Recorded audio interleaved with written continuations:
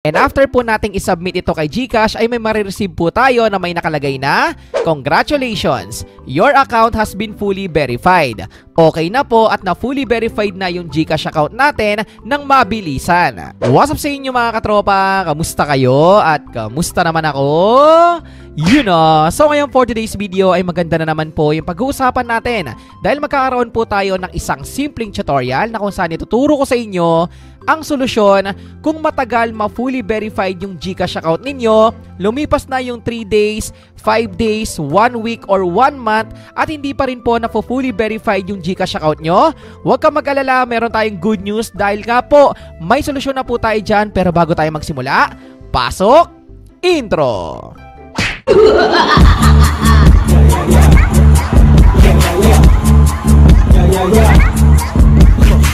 Marami nga po ang namomroblema sa kanilang GCash account dahil matagal ma-fully verified ito.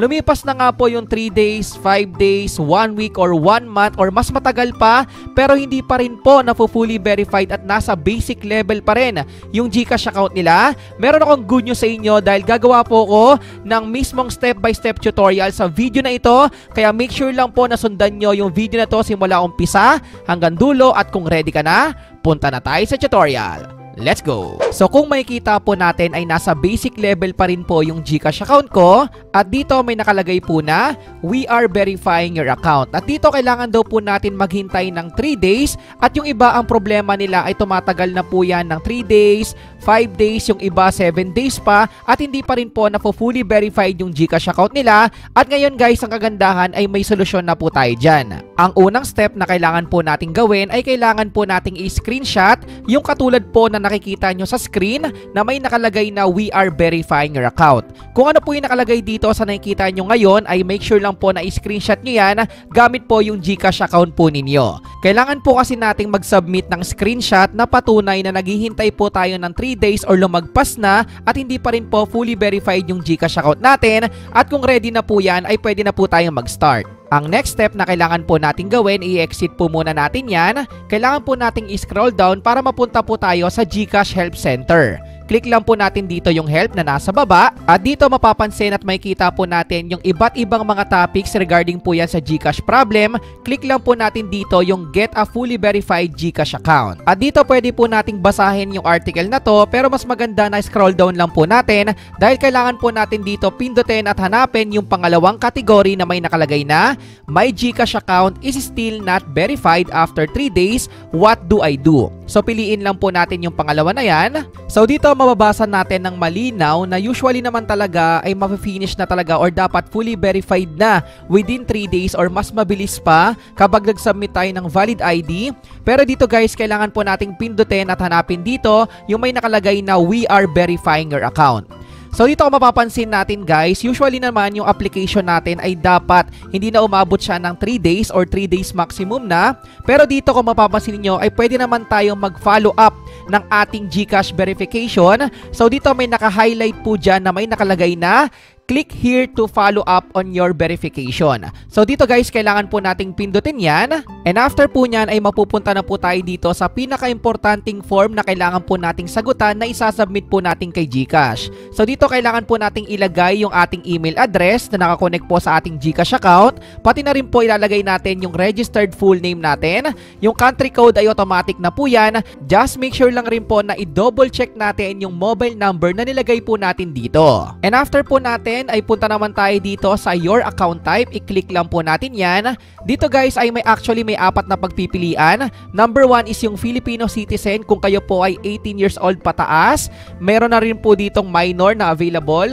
GCash overseas, yan, and also yung foreign national with a PH SIM. So dito guys, kung anong category yung meron po kayo ay ayun po yung pipiliin ninyo. Ang next naman po niyan ay yung date of last verification attempt. So dito guys, actually may dalawang pagpipilian. Kung within 3 days hindi pa rin po na fully verified at gusto mong mag-follow up, pwede po yan. Pero in case lang naman na marami nagkakaproblema na beyond 3 days or lumagpas na ng 3 days, kunyari 5 days, 1 week, or 2 weeks, 1 month, piliin nyo lang po yung beyond 3 days. Depende po yan, okay? At dito, wag natin kakalimutan na i-check po yung box dyan na may nakalagay na screenshot of transaction or error prompt. Dahil sabi ko nga sa inyo ay kailangan po natin mag-submit ng proof or evidence na lagpas na po ng 3 days at hindi pa rin fully verified yung GCash account po natin. Ang next step naman po ay kailangan po nating mag-provide dito ng message na ipaparating natin kay GCash na 3 days na po yung nakalipas and still hindi pa rin po fully verified yung GCash account po natin. Makikita nyo po dyan yung nilagay ko, so pwede nyong gayahin, nandyan po yan sa may pin comment section sa baba para hindi na po kayo mahirapan, okay? So dito ilalagay lang po natin, "Hi GCash, I want to follow up my GCash verification request because it has been 3 days already, but my GCash account is not yet fully verified. Thank you." Again guys, para hindi na po kayo mahirapan ay pwede nyo po yung gayahin, nandiyan po yan sa may pin comment section sa baba. Huwag nyo pong kakalimutan yung ginawa nating step na ito na kung saan nag-provide tayo ng short description ng problem natin na nai-encounter katulad doon sa GCash verification request natin na hindi pa rin po fully verified within 3 days. So dito ang next step na kailangan natin gawin ay i-ready na po natin yung screenshot na sinasabi ko po sa inyo kanina dahil i-upload po natin yan dito. May nakalagay po dito sa next step na kung saan pwede tayong mag-upload ng katunayan or evidence. So click lang po natin dito yung add file para syempre mapili natin sa gallery natin yung screenshot na sinasabi ko po sa inyo kanina na kailangan po nating isave sa gallery po natin.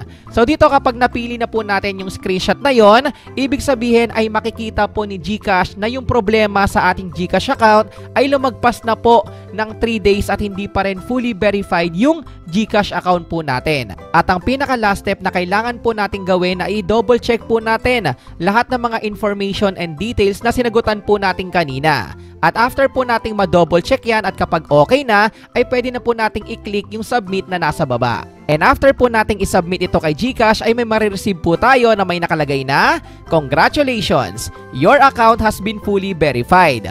Okay na po at na fully verified na yung GCash account natin ng mabilisan. Ang ibig sabihin dahil fully verified na po tayo ay pwede na po nating magamit at ma-enjoy yung mga GCash features na available sa bagong update ni GCash. And also dahil na-receive na po natin na fully verified na po yan ay kailangan po nating i-double check. So from basic level kung makikita nyo po ay fully verified na nga po yung GCash account natin. So naging successful po yung mismong solusyon na ginawa natin sa problema ni GCash regarding po yan sa 3 days problem nila na may nakalagay na "We are verifying your account." Kaya para sa mga namomblema at na-stuck na kayo at hindi pa rin fully verified yung GCash account ninyo, ito na po yung step-by-step tutorial na para po sa inyo para hindi na po kayo maghintay ng matagal at mabilis na pong ma-fully verified yung GCash account po natin. At ayun lang po yung step-by-step na pwede nyong gawin at sundan para mabilis na pong ma-fully verified yung GCash account ninyo kung kayo po ay namomblema sa matagal na pag-fully verified ng GCash account po ninyo. Actually, may dalawang reason kung bakit nga ba tumatagal yung pag-grant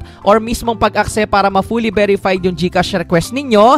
Number 1 po dyan is yung valid ID po ninyo ay malabo, hindi masyado clear and also expired po yan. And number 2 naman is hindi lang po kayo, take note remind ko lang kayo na hindi lang po kayo yung nag-request for GCash verification dahil marami silang pinaprocess at i-approve. So possible na nakapila pa at pinaprocess pa yung mismong mga request po natin. Kaya kadalasan ay tumatagal po yung mismong pag-approve nila, kaya minsan nasa 3 days, 5 days ay hindi pa rin po fully verified. At ayun lang po yung simpleng tutorial natin sa araw na to at sana meron po kayong bago natutunan. At kung ikaw ay may clarification, suggestions, or questions, ay pwede mo yung i-comment sa may comment section sa baba.